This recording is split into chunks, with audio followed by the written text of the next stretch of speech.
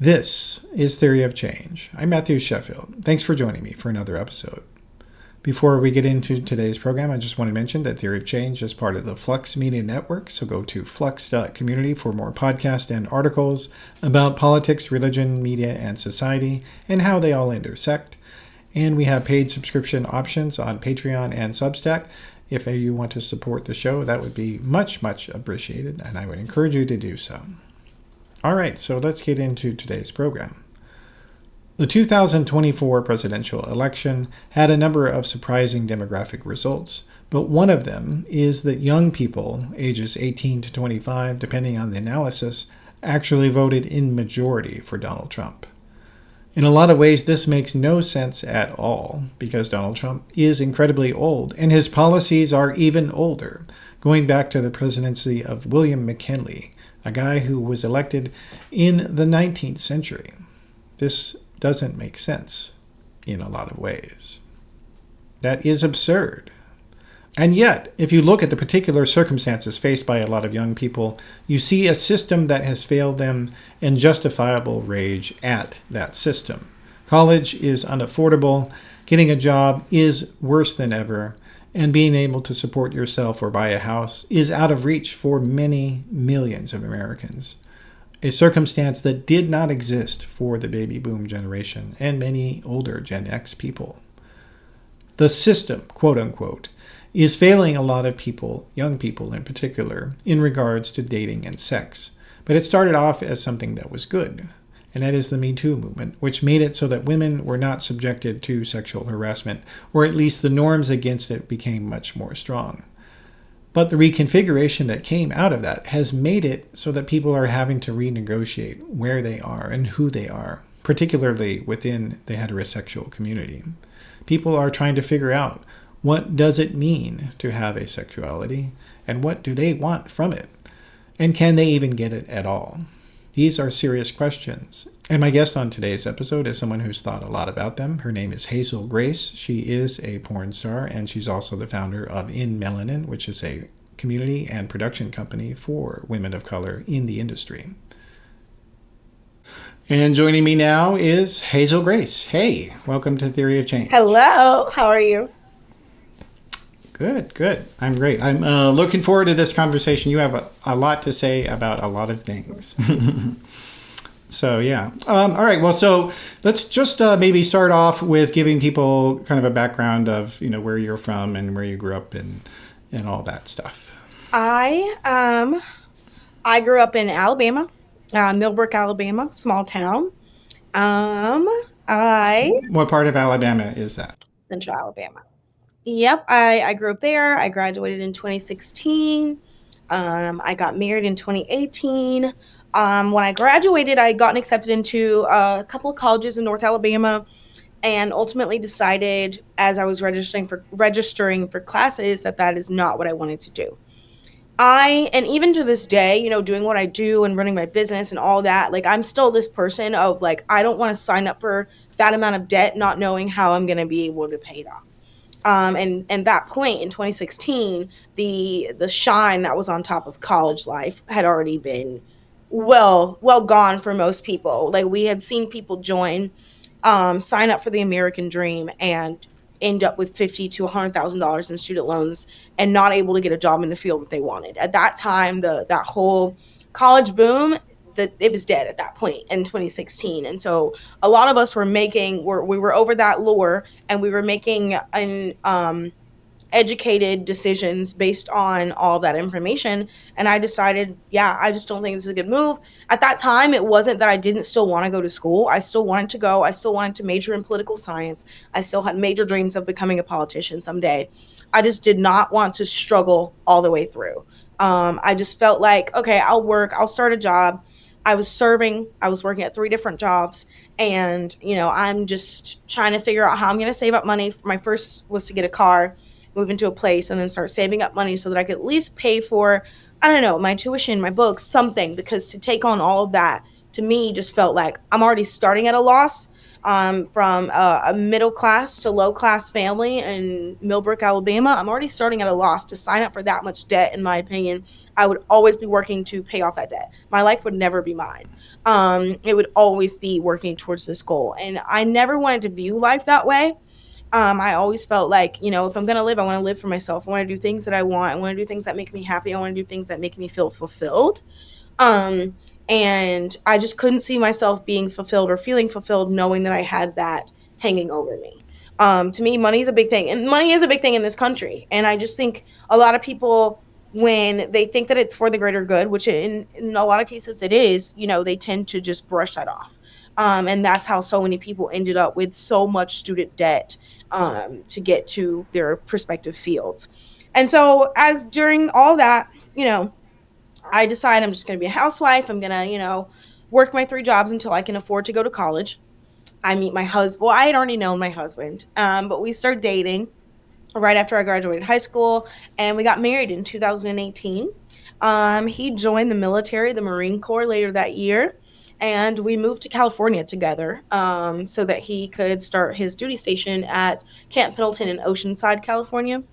Um, that was It's absolutely, just north of San Diego for those who don't know. yes, San Diego. Sorry, San Diego. But yeah, I mean, growing up in Alabama, it was tough. It just felt like, okay, am I ever going to make it out of this? It's just one of those things where you're starting at the bottom and it feels nearly impossible to make it out. And it's also the Bible Belt, and you're being told, like, just be grateful for what you have, just be grateful for what you have, just be grateful for what you have. And it's like, yeah, but I could have more, and I think I might deserve more. And so that Yeah. that way of thinking in Alabama is not really accepted. People are very grateful for what they have, even if it's the bare minimum. And I'm not, no shame or shade on that at all whatsoever. You should be grateful for every little thing that you have, but that doesn't mean that you shouldn't want or expect more. Especially if you see Yeah. that it's out there for you. And so being, But that's also why you're political too, though. Like yes, you want to expand what's possible, and for everyone. you want that, and you want people to think that they deserve more. Like, because I think you are so right about that this mentality, and it really has developed, unfortunately, as we've had more and more income inequality and things like that. That, yeah, people just are like, well, all I can have is subsistence, survival. That's my goal, is survival. And it's like, that's fine if you really think that, but you're better than that. Hmm. You're better than that, and you deserve more. Yes. Because at the end of the day, you really have to think about it. If you're just surviving, just working your job and just surviving, who are you surviving for? Because the guy that owns that company is not coming into work every day, and he's living his life while all of these little worker bees just survive until they die. And that's just not fair. Everyone should have a piece of living, and everyone should have a piece of working too. Like, it's not, one of those magical scenarios where everyone gets to live a duty-free life. We all have duties to each other ultimately. And so I just knew I'd never be okay with the status quo. And that was then. It's gotten so much worse now, the way that corporations really rule everything. The corporate overlords, Yeah. they get to live their lives, they get to take vacations, they get to just do all the things that they want to do, and no one's telling them to be grateful for their employees and to make sure their employees are taken care of. But as far as growing up as a little black girl in Alabama, we're told to be grateful for every little thing that we have, even if at the end of the day we deserve that. And Yeah, it's a very unfortunate way of thinking, and it drills into people that they shouldn't expect more. And yeah, it just never worked for me because Yeah. Well, you saw the bigger picture. exactly. All right. So you were doing 3 jobs. Like, what kind of jobs were they? Serving. I was a server, a hostess, and a dishwasher. Cracker Barrel, Okay. Logan's Roadhouse, Sonic, oh Charlie's. Oh, wow. That's like the holy trinity of the South. Yeah. Okay. All right. Well, and you know what? I'm sure you had a great time at those places. I did. I'm a people Because person. Being a server was great. Like, it was almost hard for me to move into this field because if it wasn't for my husband and his like unwavering support, I would have just stayed just because being a server, I could make more money on tips. Because I'm just a people person. So I had a lot of yeah, fun. I yeah, love problem solving. Being a hostess and having people don't realize how hard a hostess job is. It's actually quite difficult because you're dealing with four different sets of people. You're dealing with your servers, you're dealing with your customers, you're also dealing with your kitchen. And so keeping all of those things in mind in this big equation in your head so that the store doesn't get over, the servers don't get overwhelmed, the customers aren't unhappy, and the kitchen isn't overwhelmed as well. So yeah, like that's one of those jobs that now being a producer, I'm like, I was learning. I didn't go to college, but I've I've had some experience with some almost impossible problem solving as a hostess.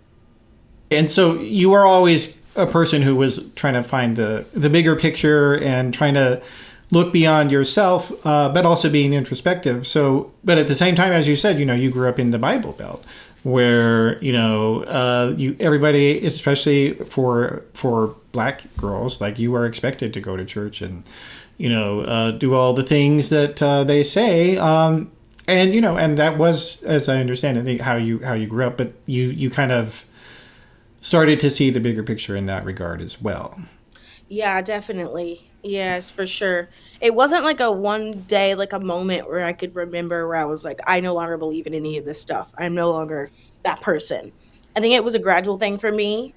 Starting as soon as I graduated high school, of like, okay, now it's up to me to get my, because I moved out of my parents' house 2 months after I graduated high school. I moved into my own place. And it was just one of those things of like, okay, am I going to take myself to church now every Sunday? Right. Because it's on me to be a Christian now. And I think I went maybe once or twice. And ultimately, I'm talking to myself. And this was my thought process. My thought process was I'm working a job. I'm working two jobs at the time. I'm working full as many hours as they will give me. And the trick with part-time jobs is they'll schedule you just an hour under that 40 hours so they don't have to make you a full-time employee. So I'm working two jobs and I'm still trying to get as much as I can hourly from those jobs and save up money to get a car.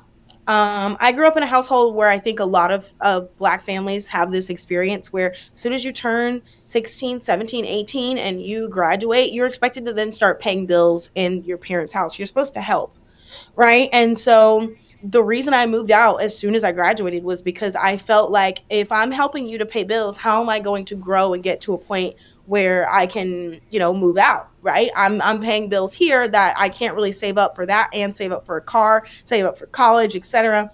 And my purpose in doing that was, all right, well, if I'm going to be paying bills, I'm going to do it where I have some say in the house, or I'm going to do it where I can make my own rules. I can do all these things. But in black culture, you can pay rent doesn't mean that I'm still your mom. You still have to listen to me. You still have to do what I say. You still have to, and to me, not going to work for me. If I'm working and I'm paying bills, I'm an adult in this house at this point.